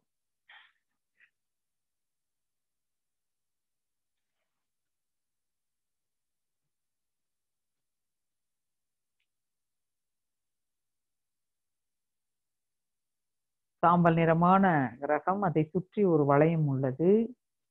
மிகவும் அன்பான கிரகம், நீண்ட ஆயுள் பொருள் வளம் அளிக்க வல்லது. சனி கிரகத்தை சுற்றியுள்ள வளையம் அந்த சனி கிரகம் இரண்டிற்குள்ளும் நுழைந்து தவம் ஏற்றுவோம்.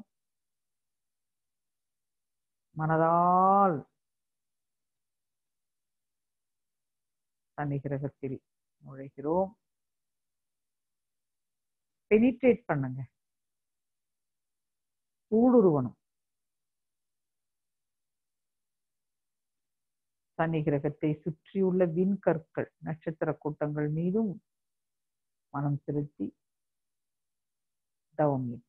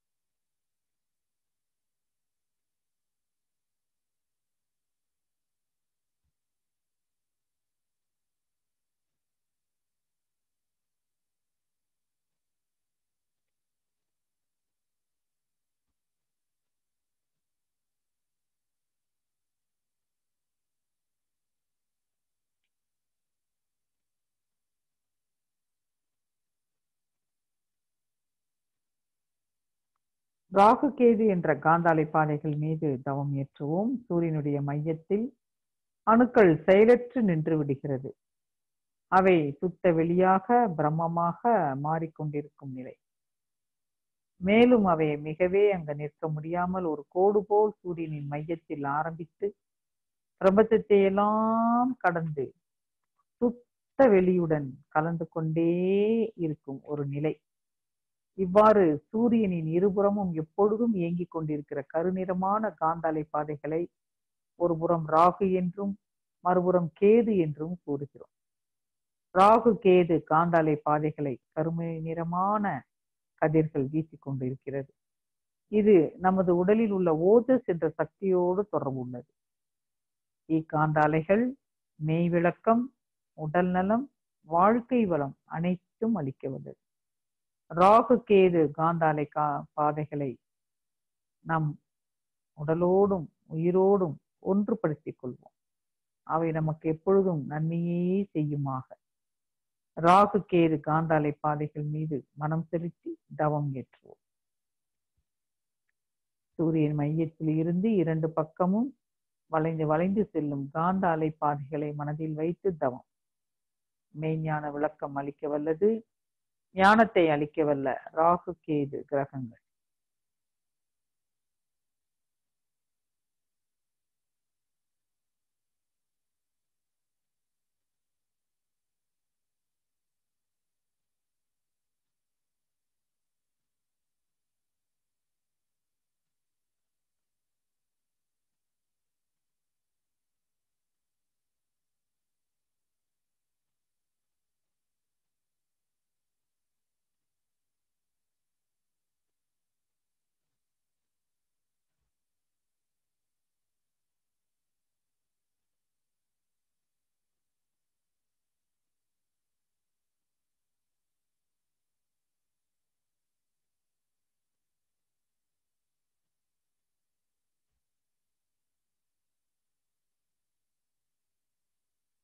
இந்த பேரியக்க மண்டலம் என்ற பிரபஞ்ச களத்தில் சூரிய குடும்பத்தை போல் கோடான கோடி சூரிய குடும்பங்கள் இருக்கிறது.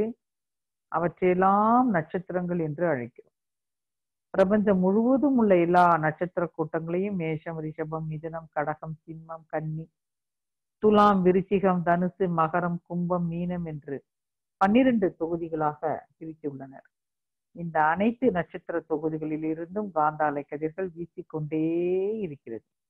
இந்த காந்த அலைகள் நமக்கு நன்மையே செய்யுமாக. பிரபஞ்ச களத்தை கடந்து மனதை விரிக்கிறோம். எல்லையற்றதாக இருக்கிற சுத்த வெளி கும் இருட்டு மெய்ப்பொருள்.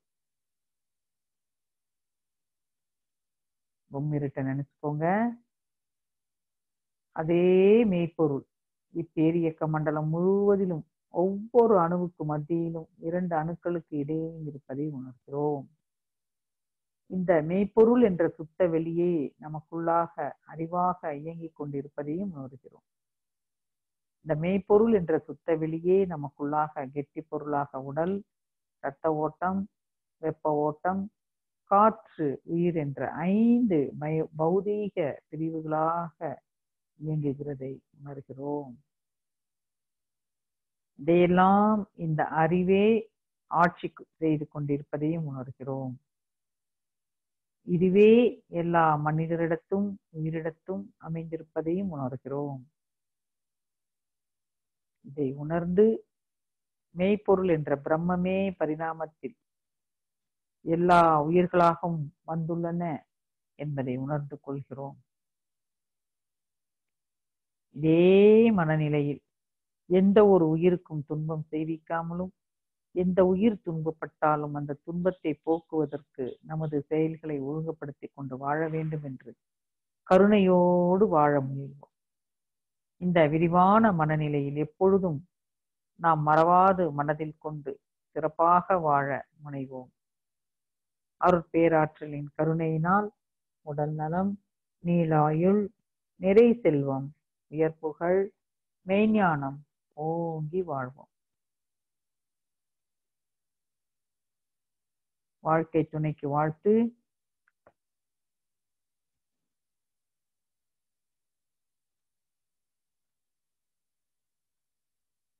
குழந்தைகளுக்கு வாழ்த்து.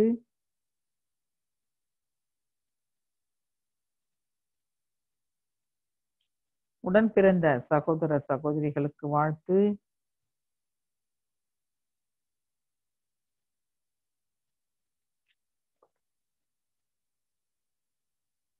உறவினர்கள் நண்பர்களுக்கு வாழ்த்து.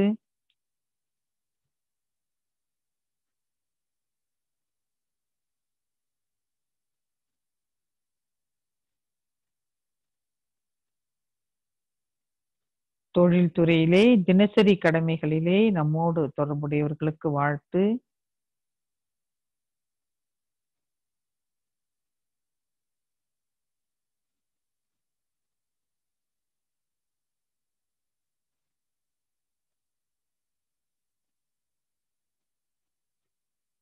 நமக்கு இன்னல் புரிவோர் எதிரிகள் யாரேனும் இருந்தாலும் அவர்களும் மனம் திருந்தி வாழ வேண்டும் என்று கருணையோடு வாழ்த்துவோம்.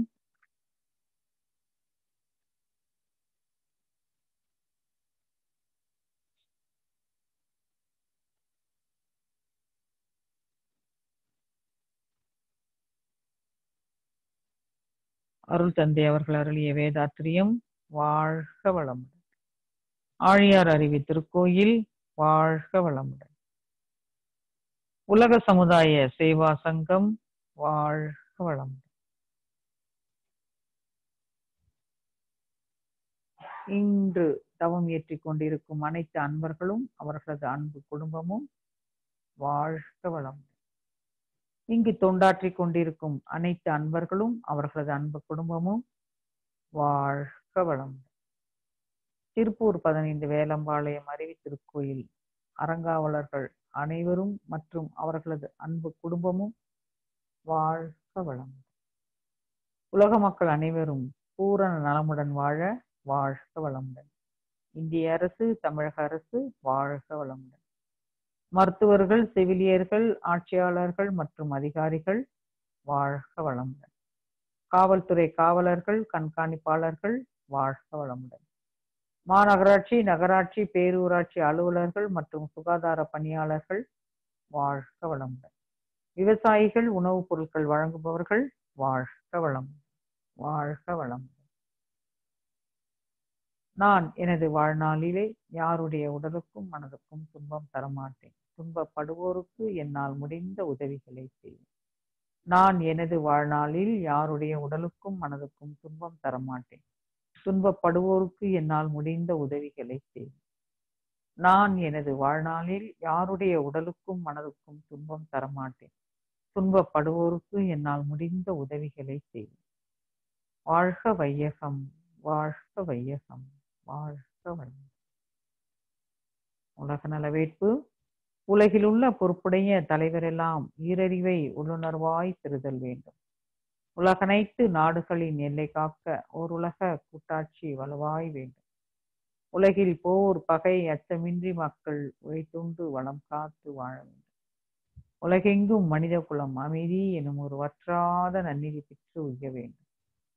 வாழ்க வையகம், வாழ்க வையகம், வாழ்க வளம். மழை வாழ்த்து.